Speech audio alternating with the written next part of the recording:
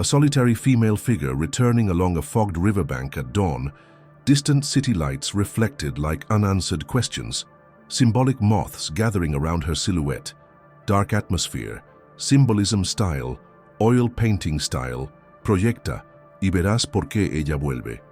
Observa cómo tu propia imagen encerrada en la penumbra de los deseos no nombrados llama de regreso a quien creíste perdida. La proyección es un puente silencioso que atraviesa la intimidad. No es un accidente psíquico, sino una obra construida con los materiales más primordiales: necesidad, memoria y fantasía. Cuando proyectas, colocas en el rostro ajeno una escultura de tu mundo interior. La llenas de cualidades que no has reconocido en ti, de promesas que te negaste, de perdones que no te concediste.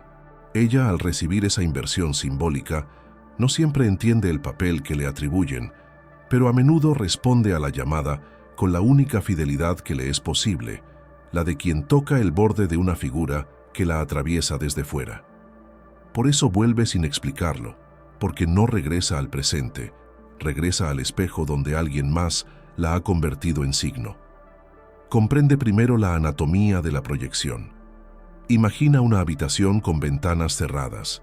Dentro, un fuego que no se permite arder, rabia censurada, ternura anulada, necesidades de cercanía que la razón ha sepultado. La psique, que no soporta la represión indefinida, construye una salida. Arroja esas cualidades a una figura real para que las encarne. Esa figura puede ser una amante, una amiga, una expareja. Puede ser una voz que suena por teléfono en la madrugada o una sombra que aparece en la puerta. Lo que el proyector no puede integrar en sí, lo ve como un atributo externo. Y esa externalidad, por su propia naturaleza, exige respuesta. La persona proyectada puede, en algún momento, regresar porque está llamada a devolver eso que le fue conferido por otros. La proyección tiene modos. A veces idealiza. La figura se vuelve salvadora, santa o genio, y el proyector la observa con la devoción de quien no se reconoce capaz de su propia salvación. Otras veces invierte.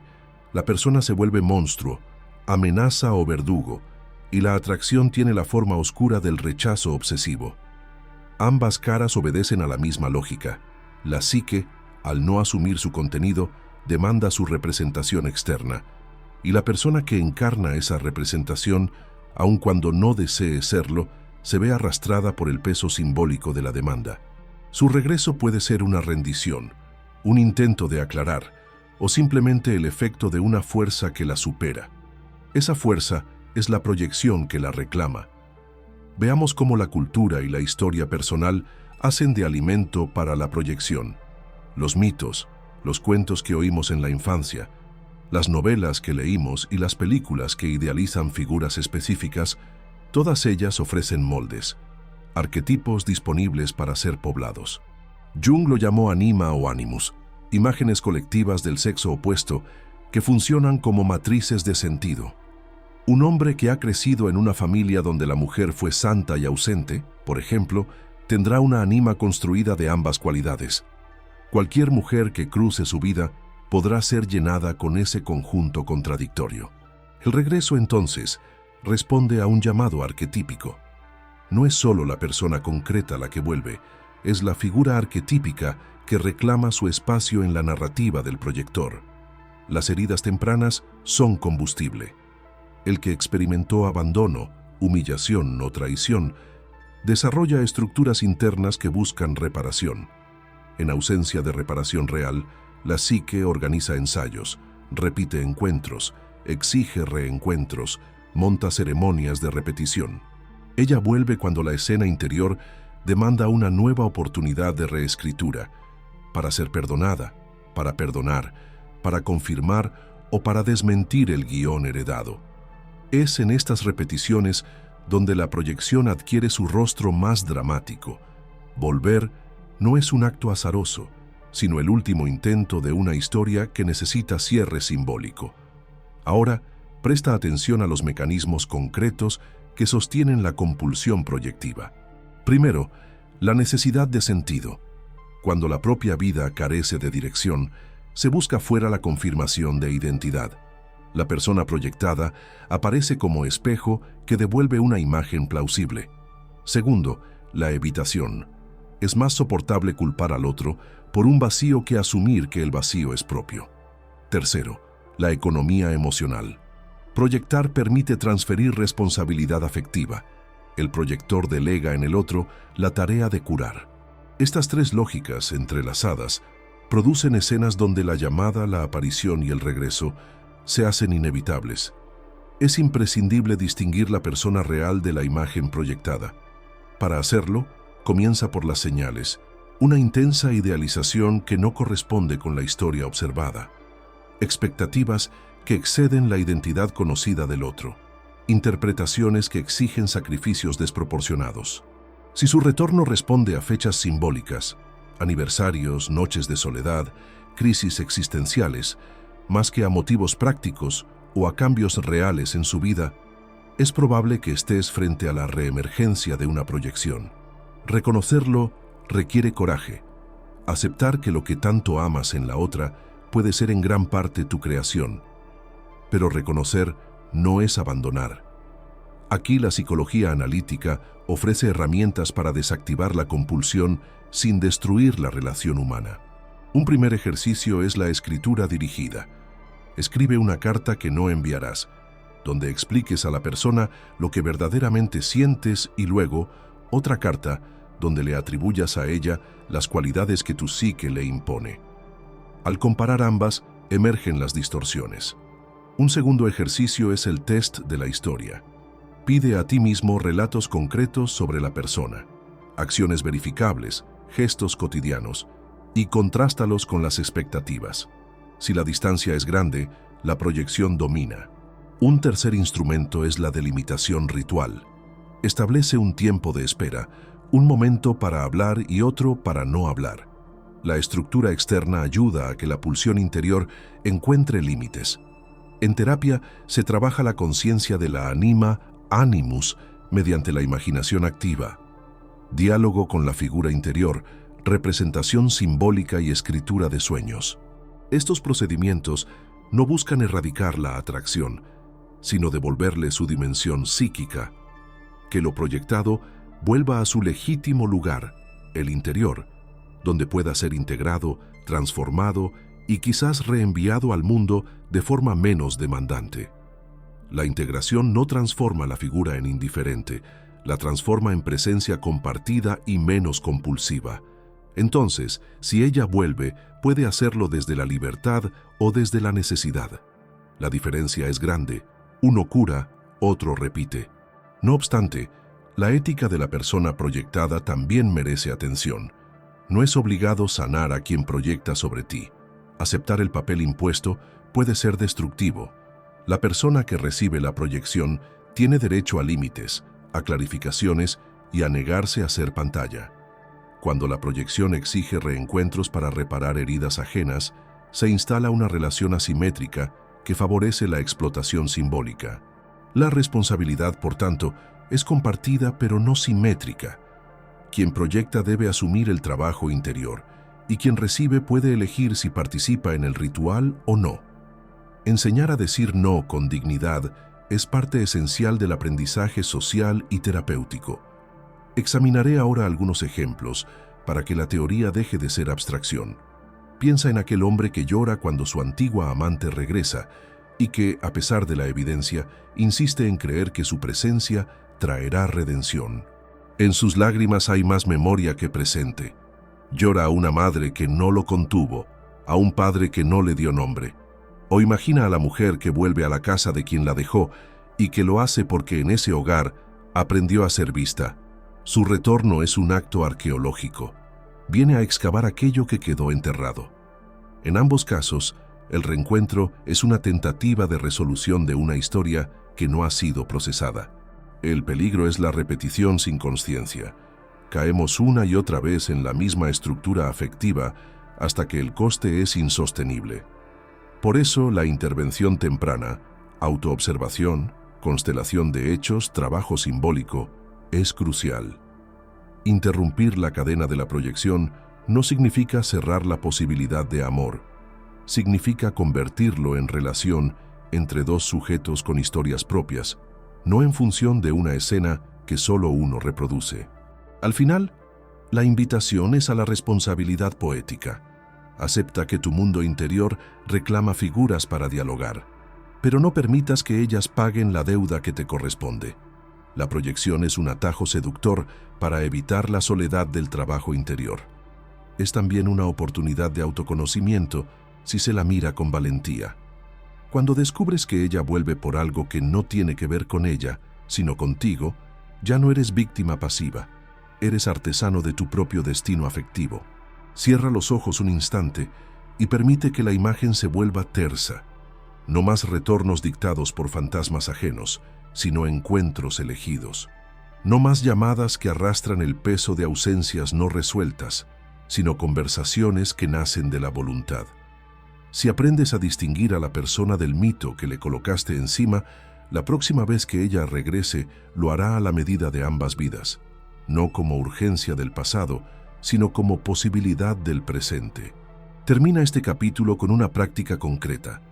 Durante una semana, anota cada vez que sientas la urgencia de buscarla o que notes su presencia en tus pensamientos. Junto a cada anotación, escribe: ¿qué recuerdo antiguo activó esto? ¿Qué falta en mí pidió esta imagen? ¿Puedo nombrarla sin otorgársela? Esta bitácora mínima es la herramienta que comienza a desmontar la proyección.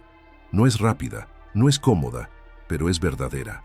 Y la verdad en el terreno del deseo es el único antídoto capaz de convertir un regreso en elección y no en compulsión. Mira cómo lo invisible te posee. Lo que crees tuyo, lo que juras bajo control, en realidad obedece a una fuerza más antigua que tú, la compulsión inconsciente. Ella vuelve no porque lo decida de manera racional, sino porque ambos participan de un guión escrito antes de conocerse. Ese guión está hecho de heridas, de carencias, de imágenes que se repiten en silencio hasta forzarnos a vivirlas una vez más. El inconsciente no olvida. Guarda escenas de abandono, palabras que no se dijeron, gestos que no se completaron. Cada una de esas memorias inacabadas busca repetición como si fuese un eco que necesita resonar en otro espacio. Por eso, cuando ella cruza de nuevo tu vida, lo hace como mensajera de esa energía oculta. El inconsciente la llama, tú la recibes y ambos creen estar tomando una decisión. En verdad, son peones en un tablero más vasto que se despliega detrás de la conciencia. La compulsión a repetir es cruel y fascinante. Freud la nombró como un impulso que empuja a revivir traumas bajo distintas máscaras. Jung lo desarrolló en clave simbólica. El inconsciente colectivo organiza los retornos como intentos de curación arquetípica, pero la paradoja es clara. Lo que busca sanar suele herir más. Ella vuelve porque encarna un papel en tu drama inconsciente, y tú la aceptas porque, sin saberlo, buscas reabrir la herida para comprobar si esta vez la cicatriz será distinta. Imagina al niño que una y otra vez intenta llamar la atención del padre ausente. Crece, pero la psique conserva la escena. En la adultez, cuando una mujer se marcha y luego regresa, ese hombre no ve a la persona concreta, ve al padre que por fin atiende su súplica. Su alegría no pertenece al presente, sino a un guión infantil que sigue activo. La compulsión inconsciente organiza así regresos cargados de sentido secreto. Ella no lo explica, porque tampoco lo entiende. Es arrastrada por una corriente que no nace en su voluntad. En el otro extremo también está el retorno cargado de sombra. No siempre vuelve para amar. A veces lo hace para repetir la traición, el rechazo, la distancia. La psique necesita confirmar el destino que ha creído inevitable. Una mujer que aprendió desde niña que el amor duele, buscará inconscientemente a quien reitere ese patrón. Cuando regresa al mismo vínculo, aunque lo racional le diga que huya, está obedeciendo a la compulsión inconsciente que dicta: vive otra vez tu destino. Aquí no hay magia ni romanticismo, solo repetición trágica. Detente un momento y considera la diferencia entre deseo y compulsión. El deseo nace de un presente vivo, la compulsión de un pasado que exige eco. Ella vuelve sin explicarlo Porque el inconsciente no explica, actúa. No utiliza el lenguaje de la claridad, sino el de los símbolos, los impulsos, las casualidades que parecen destino. Cuando aparece un mensaje inesperado, una visita repentina o un encuentro improbable, lo que parece azar es en realidad la compulsión inconsciente alineando piezas para ejecutar su guión. ¿Se puede escapar de este ciclo? Jung afirmaba que solo la conciencia puede interrumpir la repetición. Observar el patrón, nombrar la compulsión, mirar con crudeza la herida original. Quien ignora el inconsciente está condenado a vivirlo. Quien lo enfrenta puede transformarlo en fuente de libertad. Si ella vuelve y tú logras ver el mecanismo oculto, ya no serás esclavo del retorno. Podrás elegir, no rechazar por miedo, no aceptar por compulsión, sino decidir con claridad si ese regreso tiene sentido en tu vida actual. El trabajo, sin embargo, exige valor. Reconocer que ella vuelve por algo que habita en ti, y no solo en ella, es derrumbar la ilusión de que el destino es externo. La compulsión inconsciente es tuya. Su fuerza es el reflejo de tu historia no resuelta. Ella es apenas el espejo que lo encarna. Al comprenderlo, el reencuentro deja de ser un misterio y se convierte en revelación. Lo que vuelve no es ella, sino tu propia sombra. La próxima vez que sientas esa atracción inexplicable, no preguntes solo ¿por qué vuelve ella? Pregunta, ¿qué parte de mí me obliga a repetir? Esa pregunta, dura pero luminosa, es la puerta hacia una libertad más profunda. Porque lo verdaderamente oscuro no es que ella vuelva. Lo oscuro es vivir cada retorno como si fuera la primera vez, cuando en realidad es siempre la misma. Observa lo que ocultas de ti mismo, porque allí habita la verdadera fuerza que te domina. Jung lo llamó la sombra, ese conjunto de impulsos, deseos y memorias que rechazamos de la conciencia porque nos parecen inaceptables, débiles o demasiado peligrosos para mostrarse. Y, sin embargo, lo que niegas no desaparece. Se hunde en lo profundo, gana densidad y tarde o temprano encuentra la manera de irrumpir en tu vida. Muchas veces lo hace a través de otro ser humano, como ella, que vuelve sin explicar por qué, convirtiéndose en portavoz de tu sombra. La sombra no es simplemente lo malo o lo perverso, es todo lo que ha quedado reprimido. En su interior se alojan tu necesidad de afecto nunca reconocida, tu ira callada, tu vulnerabilidad infantil, tu sensualidad negada. Cada parte rechazada busca proyección en los demás. Por eso, cuando alguien regresa inesperadamente, cuando ella reaparece como figura magnética, lo que realmente ocurre es que tu sombra ha encontrado un espejo donde reflejarse. No es ella sola quien regresa, es la parte de ti que habías exiliado y que ahora exige ser vista. Imagina por un instante al hombre que se proclama fuerte, independiente, incapaz de necesitar a nadie. Ese hombre ha arrojado a su sombra la parte vulnerable de su psique. Cuando ella regresa, cuando lo busca una vez más, esa vulnerabilidad escondida se enciende y lo arrastra con una fuerza que contradice su imagen consciente. Allí se revela la paradoja. Lo que creemos dominar se vuelve nuestro amo desde las tinieblas. La sombra no pide permiso. Se infiltra en los vínculos y los convierte en escenarios de su teatro secreto. La atracción inexplicable que sentimos hacia ciertas personas no se explica siempre por afinidad consciente, sino porque ellas encarnan lo que nos negamos a ver en nosotros mismos. Ella vuelve porque lleva en su mirada, en su gesto, en su silencio, la proyección de tu sombra. Tal vez regresa con dulzura, tal vez con frialdad. No importa. En cualquier caso, su mera presencia desestabiliza lo que habías creído estable. Esa turbulencia que sientes no proviene de ella sola, sino del choque entre tu yo consciente y las profundidades de tu sombra. La sombra también tiene poder creativo. No todo en ella es destrucción. Guarda talentos dormidos, intuiciones olvidadas, vitalidad que la conciencia domesticada sofocó. A veces, el regreso de alguien trae consigo la apertura de esas fuerzas. Ella vuelve y con su retorno, despierta en ti una pasión que habías negado, una sensibilidad que rechazabas, un anhelo que parecía muerto. Por eso, aunque la sombra asusta, también seduce. Es promesa de expansión, aunque implique atravesar el territorio oscuro de lo desconocido. El peligro radica en confundir el símbolo con la persona. Ella es portadora de tu sombra, pero no su origen. No es ella quien te posee, sino la fuerza inconsciente que proyectas en su figura. Y, sin embargo, muchos quedan atrapados en esa confusión. La idealizan, la convierten en causa y salvación, sin ver que en realidad es un espejo. Así nace el círculo vicioso de regresos, rupturas y reconciliaciones interminables, porque no se trata de la relación en sí, sino de la sombra reclamando atención. Jung advertía que la confrontación con la sombra exige coraje radical.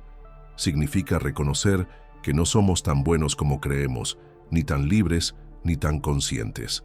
Significa aceptar que una parte de nosotros desea lo que negamos: dependencia, control, poder, sometimiento, placer prohibido.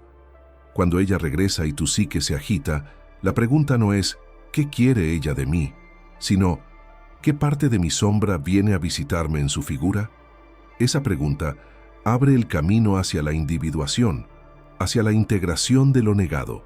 Si rehusas mirar la sombra, ella seguirá dominándote. Volverás a repetir los mismos vínculos, los mismos errores, los mismos finales. Pero si logras sostener su mirada oscura, si reconoces en ella la verdad que habías negado, entonces su poder se transforma. Ya no es compulsión, sino energía disponible. El regreso deja de ser un enigma y se convierte en oportunidad. El momento en que el inconsciente toca la puerta para recordarte quién eres en totalidad, no solo en tu máscara. El poder de la sombra es inmenso, porque es el poder de lo reprimido. Ella vuelve sin explicarlo porque no puede explicarlo. Es el lenguaje de lo inconsciente el que habla a través de su regreso. Y mientras no lo entiendas, seguirás preso de esa fuerza. Solo la conciencia, lúcida y despierta, puede descifrar el mensaje oculto en el misterio de su retorno. El destino parece entretejer sus hilos invisibles cuando dos personas se encuentran una y otra vez, como si fuerzas superiores dictaran el ritmo del reencuentro. Jung llamó a estas fuerzas arquetipos, estructuras eternas que habitan el inconsciente colectivo y que moldean, sin que lo sepamos, nuestras relaciones más intensas. Comprender por qué ella vuelve sin explicarlo exige descifrar qué arquetipo domina la escena, porque en su tejido secreto se esconden las razones de la atracción que parece invencible. El primero que emerge con frecuencia es el arquetipo de la ánima y el animus. Según Jung, cada hombre guarda dentro de sí una figura femenina inconsciente y cada mujer un principio masculino latente. Cuando esa figura proyectada se encarna en otra persona, el encuentro adquiere una fuerza magnética. Ella vuelve no porque lo haya decidido racionalmente, sino porque encarna para ti el rostro de tu ánima, esa parte femenina que tu psique necesita integrar. La proyección es tan poderosa que la ves más grande que la vida misma, un espejo de lo que te falta. En su regreso no ves solo a una mujer, ves la posibilidad de completud. Otro arquetipo que se activa con insistencia es el de la madre, en su doble aspecto, nutricia y devoradora.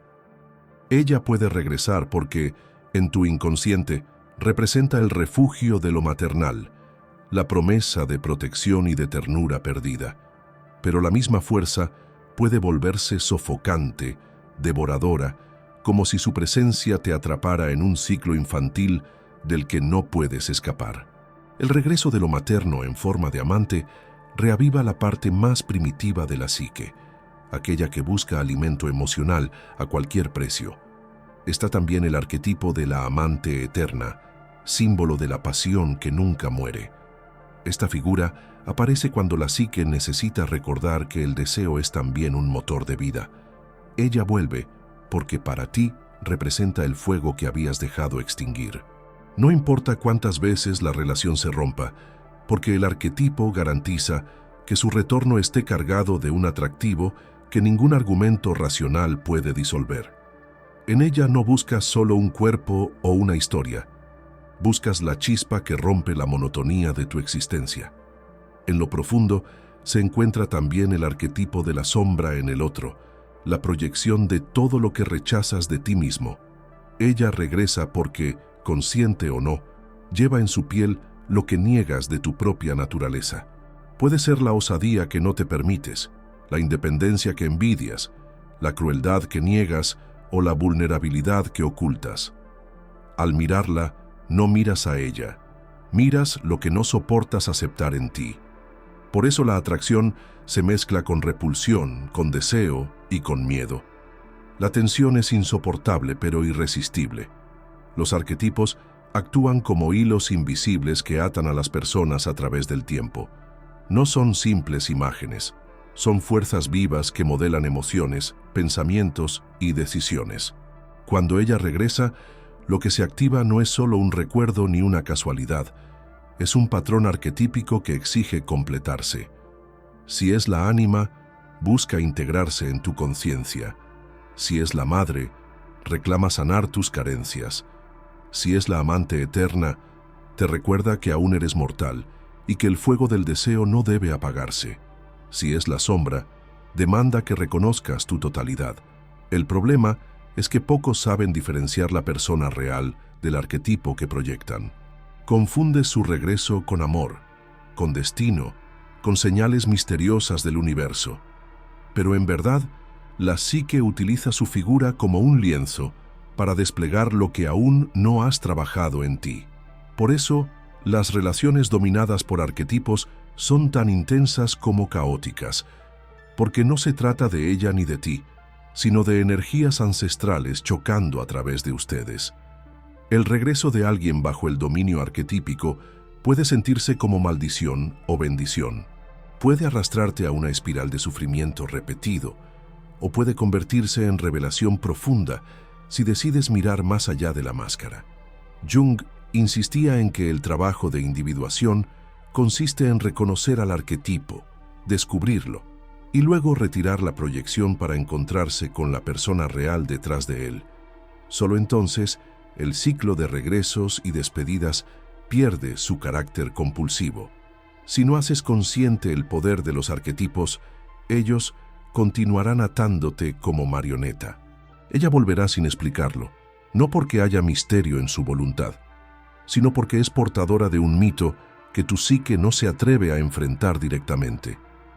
Al comprender qué figura simbólica encarna en tu vida, puedes empezar a liberar el lazo invisible.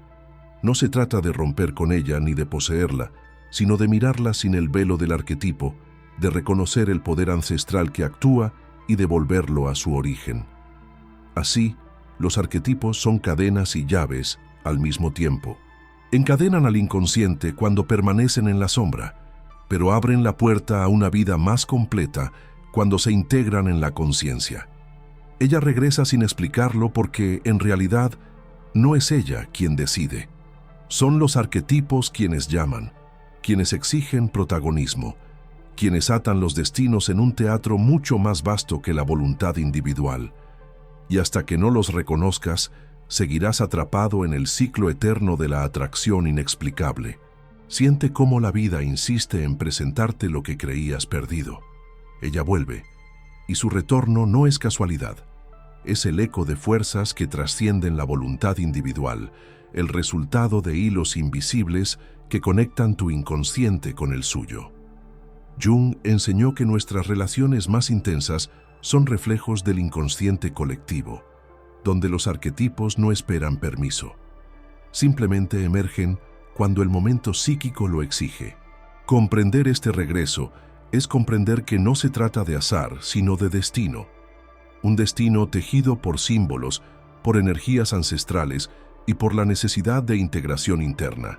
El regreso actúa como espejo de lo que no has terminado de procesar en tu propia psique. La figura femenina que aparece una y otra vez encarna aspectos de tu ánima que permanecen reprimidos, la creatividad que temes expresar, la vulnerabilidad que ocultas, la pasión que ignoras. Cada encuentro trae consigo una oportunidad de reconciliarte contigo mismo. Ella no vuelve simplemente por nostalgia o deseo, regresa para que observes aquello que has negado, aquello que tu conciencia aún no puede afrontar directamente. El retorno se convierte entonces en un acto de confrontación, un llamado a mirar el reflejo de tus sombras y de tus luces. La intensidad de su presencia también activa el arquetipo de la madre y el de la amante eterna simultáneamente. El primero ofrece refugio y seguridad, mientras que el segundo despierta el fuego del deseo. Esta combinación produce una experiencia profundamente ambivalente, atracción mezclada con miedo, fascinación acompañada de incomodidad, amor y conflicto entrelazados. La psique se debate entre la necesidad de protección y el anhelo de libertad, y en ese choque se encuentra la fuerza de la relación. Su regreso no es un simple encuentro humano, es un campo de energía donde se juegan partes de tu identidad que aún no has reconciliado. Al mismo tiempo, su retorno activa la sombra. Todo aquello que rehuyes ver en ti se refleja en ella. La independencia que admiras, la audacia que deseas, la crueldad que reprimes, todo vuelve con ella y tu atracción se mezcla con resistencia. Esta dinámica explica la sensación de inevitabilidad que acompaña cada reencuentro. No es la persona la que te llama, sino la proyección de lo que debes integrar. La psique, al presentar su figura una y otra vez, obliga a la confrontación con la totalidad de tu ser, y solo enfrentando este espejo puedes romper el ciclo repetitivo de separación y retorno. El regreso entonces se convierte en un ritual inconsciente, un mecanismo del alma para empujarte hacia la individuación.